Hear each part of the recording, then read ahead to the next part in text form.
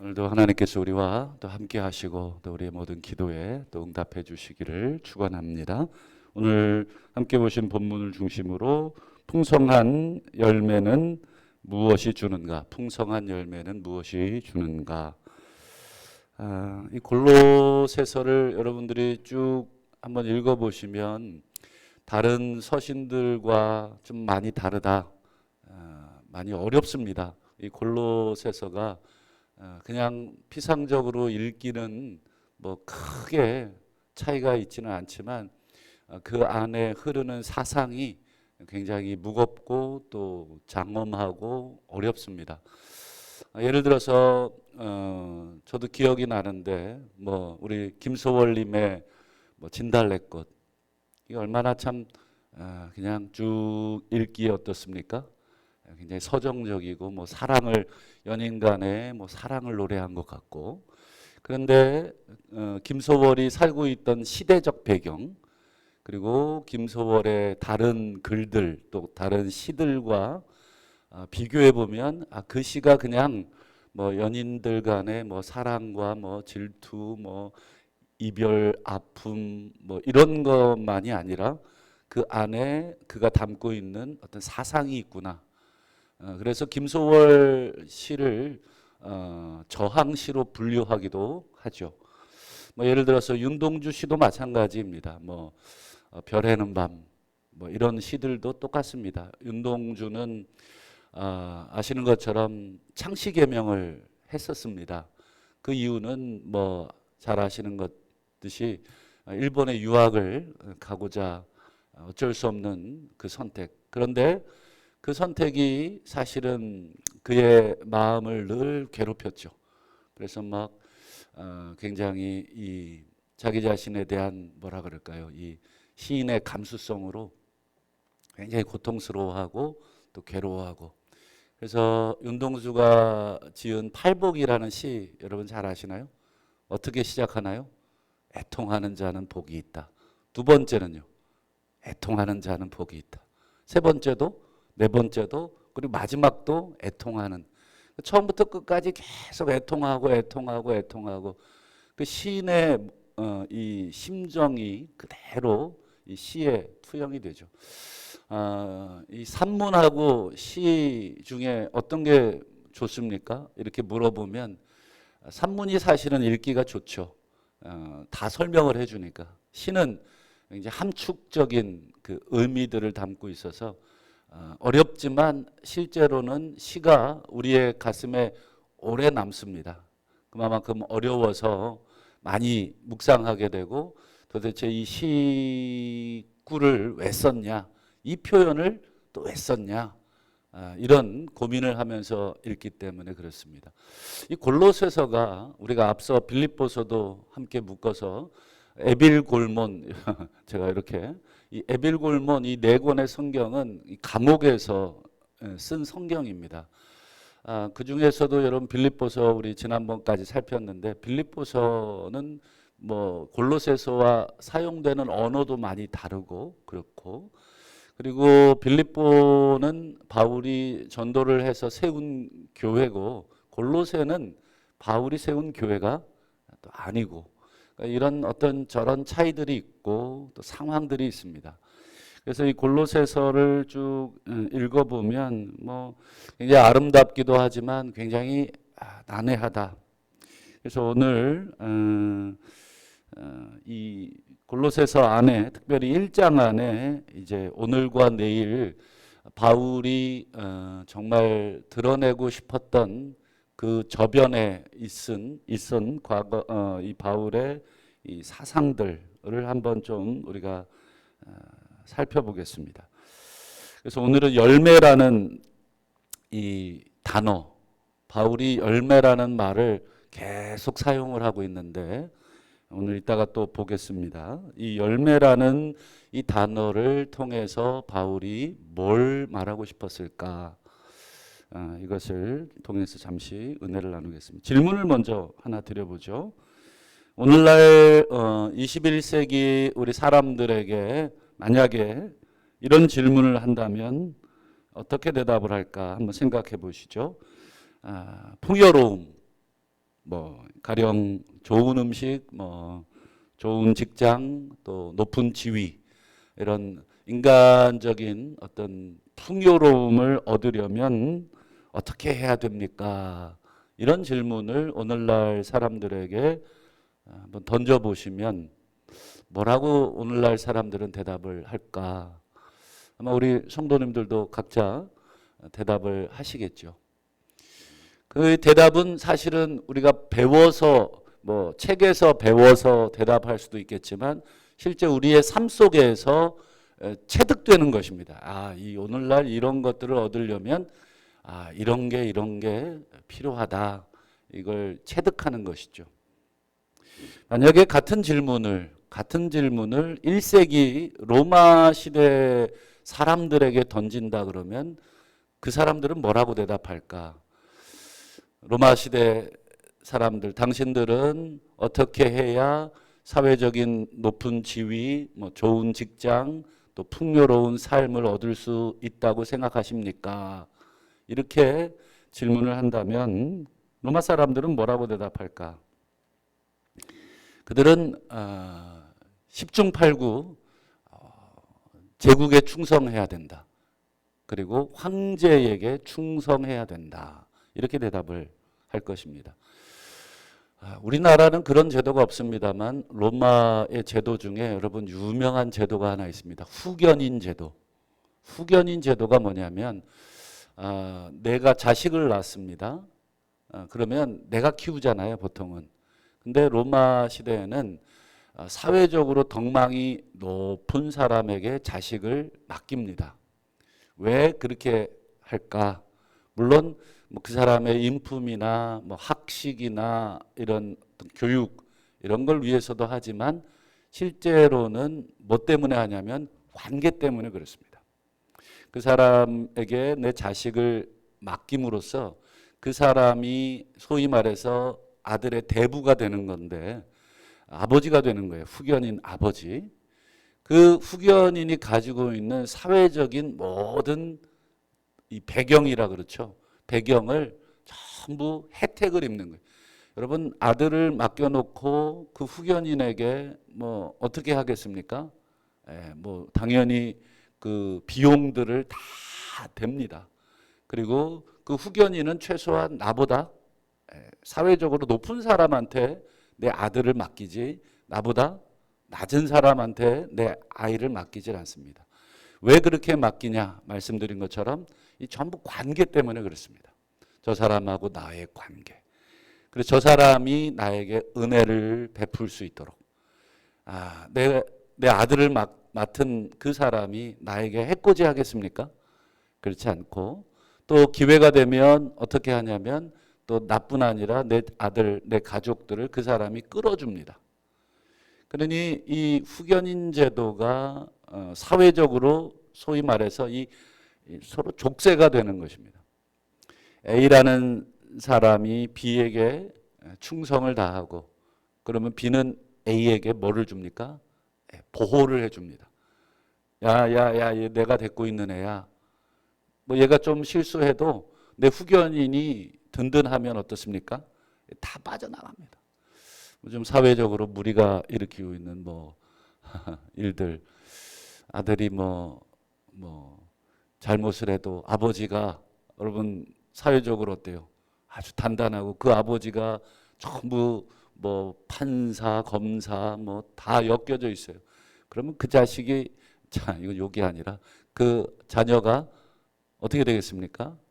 별로 잘못해도 그거 다 피해갑니다. 그게 요즘 뭐 우리가 말하는 로마 시대 후견인하고 다를 게 없습니다. 그래서 뭐 우리도 다 이 인간관계로 얽혀 있고 때마다 뭐 뇌물 아닌 뇌물도 갖다 주잖아요. 혜택을 달라. 은혜를 베풀어 달라. 그 정점, 후견인의 정점에 누가 있었을까요? 황제가 있는 것입니다. 황제. 황제가 그 밑에 고위 관료직들에게 다 은혜를 베풉니다. 그 고위 관료직들은 황제에게 충성을 다하죠. 충성 경쟁을 시켜서 누가 가장 충성스러운 종이냐에 따라서 황제가 자리를 다 배정을 해줍니다. 너는 뭐 내무부 장관, 국방부 장관, 뭐. 그러면 서로 이 관계가 서로 얽혀 있기 때문에 서로 배신도 못해요. 서로 주고받은 게 너무 많죠. 다시 질문을 해보죠. 뭐 오늘날에도 그렇습니다만 1세기 로마 사람들에게 어떻게 해야 높은 지위를 얻고 어떻게 해야 사회적인 안전을 받을 수 있습니까? 그러면 이건 머리가 아니라 몸으로 이미 그 사회의 시스템으로 이미 배우는 것입니다. 황제에게 충성을 해야 되는구나.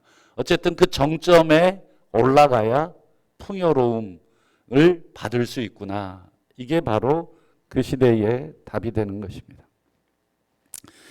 여러분 이 상황을 염두에 두고 6절을 한번 다시 화면을 한번 보시죠. 6절 말씀. 자, 뭐 길게 되어 있습니다만 여러분 문장이 길수록 주어가 뭐고 동사가 뭔지만 찾으면 문장은 단순합니다. 나머지는 전부 수식하는 표현들입니다.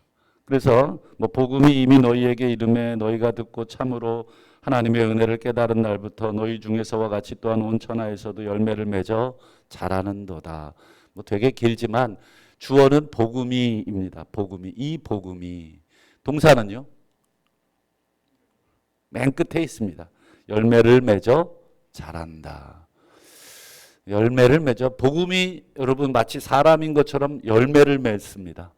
복음이 열매를 맺. 여러분 열매라는 단어 아까 제가 서두에 오늘 이 열매라는 단어를 바울이 많이 쓰는데 이 열매를 바꾸어서 얘기하면 여러분 열매라는 것은 이 풍요로움의 상징입니다. 그렇죠? 결실이 있기 때문에.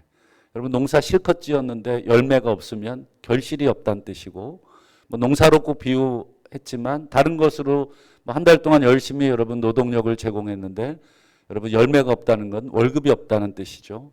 그 풍요로움을 상징하는 게 열매입니다. 근데 이 복음이 풍요로움을 맺는다. 다시 말하면 풍요로움은 뭐가 주는 것이라고요? 복음이 주는 것이다. 로마 시대 사람들에게 풍요로움은 누가 줍니까? 라고 물어보면 누가 준다고 말씀을 했습니까? 로마. 그거는 뭐 여지없는 것입니다. 로마, 황제, 제국. 그래서 그들은 강력한 중앙 집권으로 아주 무섭게 사람들을 통제했고 제국의 황제에 순종하지 않을 때 어떤 피해를 받게 되는지를 아주 철저하게 가르쳐 줬습니다. 그러니 어릴 때부터 야 이건 제국에 도전을 하면 안 된다. 그 제국에 도전하는 그 반역자를 여러분 처벌하는 처형법이 뭡니까? 그게 십자가입니다. 그러니 웬만해서는 십자가형을 잘 안 하는데 십자가형을 내렸다는 것은 아주 철저하게 응징을 하고 다시는 제국에 반항하지 못하도록 이렇게 만든 거죠. 그래서 열매를 주는 것은 황제라고 배우던 시대에 바울이 지금 뭐라고 얘기하냐면 이 열매를 주는 것은 황제가 또는 로마 제국이 아니라 복음이 주고 있다. 여러분 이 글을 골로새 사람들 여러분 골로새는 지금 터키의 지금 남부 지역쯤 있습니다. 그 여러분 소아시아의 7교회 아시죠? 에서버 두사빌라 7교회 근처에 있습니다. 히에라볼리라든지 뭐 지도를 제가 안 가지고 왔는데 그러니까 전부 다 이 로마령입니다. 로마의 제국이 다스리고 있는 그러니까 다 그 사람들이 로마의 이 사상과 이것들에 지금 다 농축이 돼 있는 그런 교육을 받은 사람들입니다. 그런 사람들에게 이 풍요로움은 황제가 아니라 복음이 주는 것이다라는 이 바울의 말은 잘못하면 이 불온문서 마치 삐라처럼 예전에 삐라 여러분 이렇게 그 길거리 가다가 주스시면 경찰에 신고해야 되잖아요. 그거 가지고 있다가 잘못 걸리면 아주 혼이 납니다. 마치 소지하면 안 되는 그런 내용의 책, 글. 지금 바울은 지금 실제로는 그렇게 쓰고 있는 거죠. 특별히 여러분 1장 6절에 사도 바울이 복음이라는 말을 쓰고 있는데 이 복음은 성경에만 나오는 단어가 아니라 일상적인 용어, 유앙겔리온, 좋다라는 뜻인데 이 복음, 복된 소식, 이 유앙겔리온이라는 말을 로마 시대에는 어떨 때 썼냐면 특별히 두 종류. 첫 번째, 전쟁에서 이겼다. 전쟁에서 승전 소식을 가지고 올 때, 야, 복음입니다. 그러면 사람들이 다 알아들어요. 지금 예를 들어 로마와 어느 나라가 전쟁을 하고 있죠. 우크라이나하고 러시아하고 전쟁을 하고 있는데 우크라이나 병사들이 만약에 또는 대통령이 TV 앞에 나와서 여러분 복음입니다. 그러면 다 울겠습니까? 웃겠습니까? 웃죠. 이 좋은 소식, 승리했구나.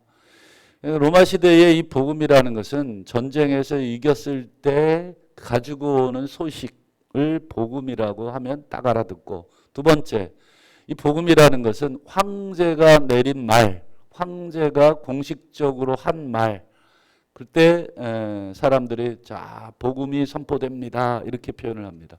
황제의 말씀이 선포됩니다.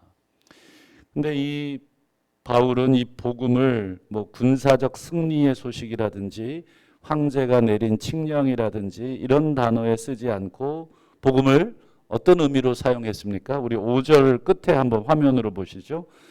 곧 너희가 전에 복음, 진리의 말씀을 들은 것이다. 복음 곧 진리의 말씀. 이렇게 번역을 해야 조금 더 맞습니다. 복음 곧 황제의 말씀이 아니라 복음 곧 진리의 말씀. 이 진리의 말씀은 문맥적으로 쭉 읽어보면 예수님에 대한 이야기. 사도 바울이 예수님에 대해서 계속해서 가르쳤던 그 이야기가 복음이다. 전쟁에서 이긴 소식, 황제가 내린 칙령, 황제의 말씀이 복음이 아니라 진리의 말씀, 예수 그리스도의 말씀이 복음입니다. 여러분, 이 표현도 아주 위험한 표현입니다. 만약에 바울이 이런 의미로 복음을 사용했다고 한다면 당장의 체포 명령을 받게 되죠. 이어지는 9절과 10절도 한번 보실까요? 바울의 기도가 나오는데 여기도 여러분 무슨 단어가 나오죠? 맨 끝에 열매라는 단어가 나옵니다. 아까 우리 뭐가 열매를 맺었습니까? 복음이 열매를 맺었는데 이번에는 바울이 누가 열매를 맺기를 기도하고 있어요? 너희로 하여금 맨 끝에 보시면 모든 선한 일에 열매를 맺게 하시며, 이렇게 내가 지금 간절하게 기도하고 있다. 복음이 열매를 맺듯이 너희도 열매를 맺기를. 바울이 계속 강조하는 단어가 뭐라고요? 열매. 여기에는 바울의 중요한 의도가 있다. 우리 시인들이 자신들의 식구에다가 중요한 사상을 집어넣어서 독자들에게 알려주듯이 바울도 그 당시 사람들이 생각하고 있던 열매, 풍성함은 황제가 주는 것이 아니라 이 복음이 주는 것이고, 그리고 이 복음을 받아들인 너희들이 누리는 것이 이 열매다. 그래서 여러분 창세기 1장 28절을 한번 화면을 통해서 한번 보시죠. 이걸 뭐라고 표현을 학자들은 이걸 창조 명령이라고도 하고 문화 명령이라고도 하는데, 좌우간 인간을 만들고 하나님이 주신 첫 번째 명령입니다. 이렇게 명령하셨죠. 생육하고 번성하여 땅에 충만하라. 땅을 정복하라. 바다의 물고기, 하늘의 새, 땅의 모든 생물 다스려라. 정복해라, 다스려라. 이게 전부 다 이제 통치하라는 뜻입니다.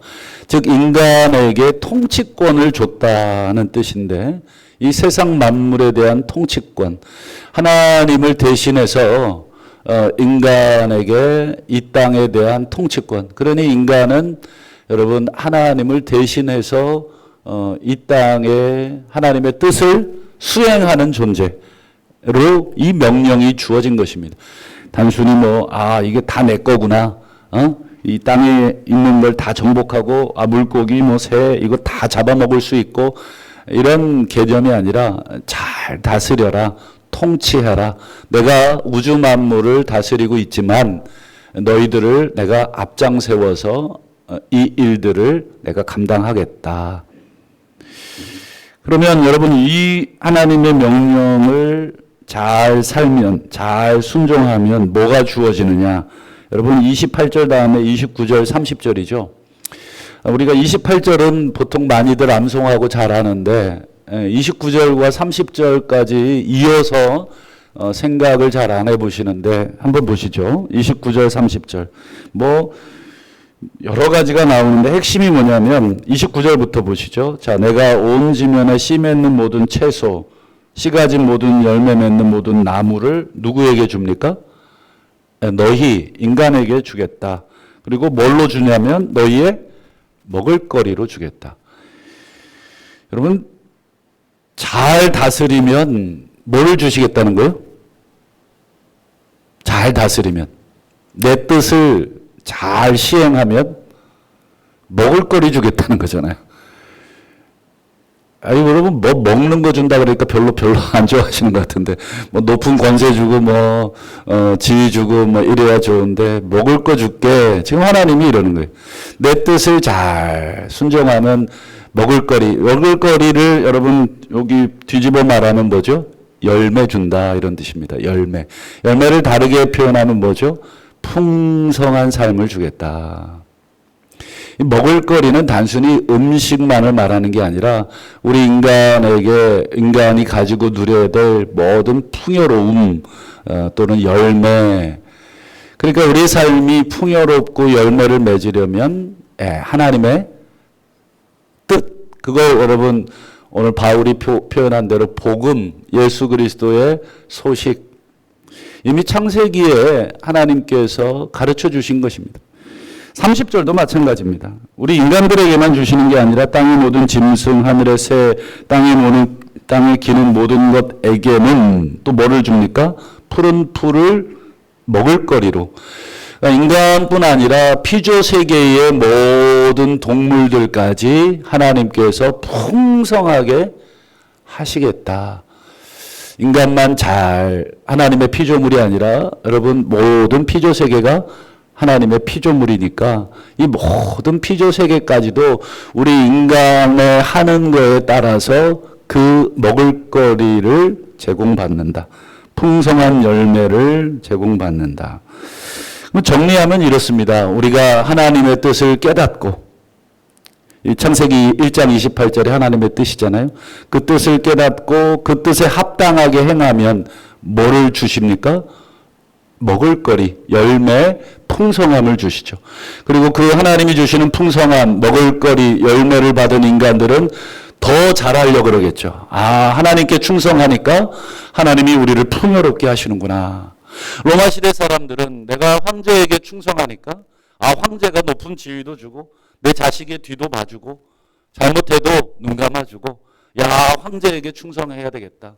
그러니 황제에게 충성을 다하면 황제가 보호해 주니까 더 황제에게 충성하듯이 우리 하나님께 충성하면 하나님이 우리를 풍성하게 해주니까 그 풍성함을 누린 우리 인간들은 또 자연적으로 뭘 학습하고 뭘 배우게 됩니까? 하나님을 더 잘 섬겨야 되겠다. 이게 선순환이 계속 일어나는 것이죠.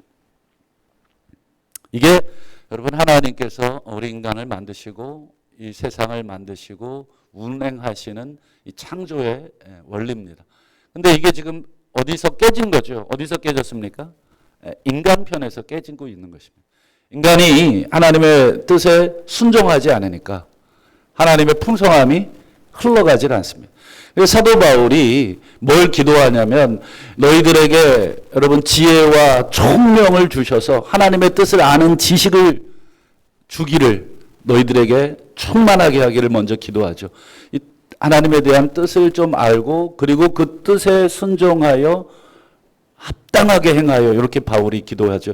이게 전부 다 창세기 1장에 나오는 이 창조 명령을 사도 바울이 그냥 기도로 풀어낸 것입니다.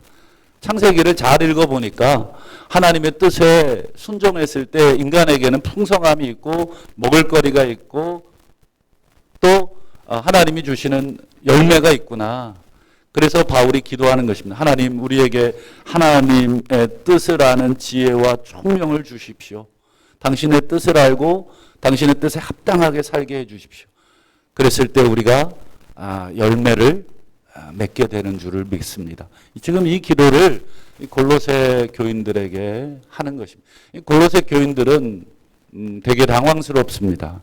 로마 황제에게 충성해야 먹을거리 얻어먹을 수 있고 풍성함을 누릴 수 있는 그 시대에 지금 복음에 충성하고 하나님 뜻에 충성하라.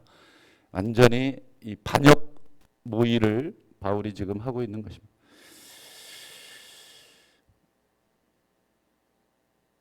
끝으로 1장 13절도 한번 보시죠.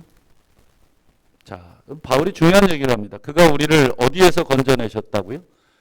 흑암의 권세에서 건져내셨다. 이 흑암의 권세를 지금 은유적으로 썼지만 그걸 직설적으로 표현하면 이렇습니다. 그가 우리를 로마 제국으로부터 건져내셨다.